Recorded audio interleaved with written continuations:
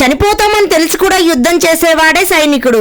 ఇంకా మనం నష్టపోతామని తెలిసి కూడా వ్యవసాయం చేసేవాడే ఈ సమ్మర్ స్పెషల్. ఇంకా మేము మా అమ్మ వాళ్ళ ఇంటికి వచ్చాము. ఇక్కడ పొలం దగ్గరకు వస్తే ఇంకా ఈవినింగ్ టైంలో చాలా వెదర్ అయితే న్యాచురల్ గా ఎంత బాగుంటుందో, కూల్ గా. దగ్గరకు వస్తే మీరు కూడా ఇలాంటి నేచర్ ని అప్పుడప్పుడైనా ఎంజాయ్ చేయండి. సో చాలా పీస్ఫుల్ గా, న్యాచురల్ గా, ఇంకా నేచర్ అయితే చాలా వెదర్ అయితే కూల్ గా బాగుంటుంది.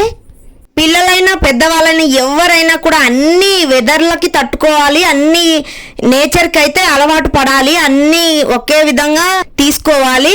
మనం ఇంకా ఓన్లీ ఇంట్లోనే పరిమితం కాకుండా అదే గాలి, ఇంకా బయటకు వెళ్ళలేం, ఉండలేం సమ్మర్ కదా అని కూడా కాకుండా అన్ని వెదర్లకి అయితే అలవాటు పడుతూ ఉండాలి. ఎవరైనా కూడా మన రైతు పడ్డ కష్టం లేదు, రైతు చూడని నష్టం లేదు, రైతు చూడని చావు లేదు. మనకి అన్నం గురించి ఎదురు చూసే రోజు వస్తే తప్ప రైతు విలువ ఎప్పటికీ తెలియదు. ఇప్పుడైతే పిల్లలకి అంత వాల్యూ తెలియదు. మనం అన్నం పారేయడానికి ముందు ఒక్క నిమిషం చాలు, కానీ పంట పండించడానికి నెలలు, సంవత్సరాలు కావాలి. కాబట్టి అన్నం పారేసే ముందు ఒక్కసారి ఆలోచించండి. మీ 10,000 భూమిలోకి పోతేనే మాకు 4,000 నోట్లోకి పోతాయి కదా.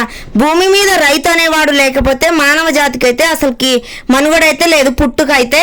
ఎందుకంటే ఇంకా మనం ఫుడ్ తినాలి కాబట్టి రైతులు ఎంతో గొప్ప. కానీ ఇప్పటి జనరేషన్ లో అసలు రైతు అంటే చీప్ గా చూస్తున్నారు.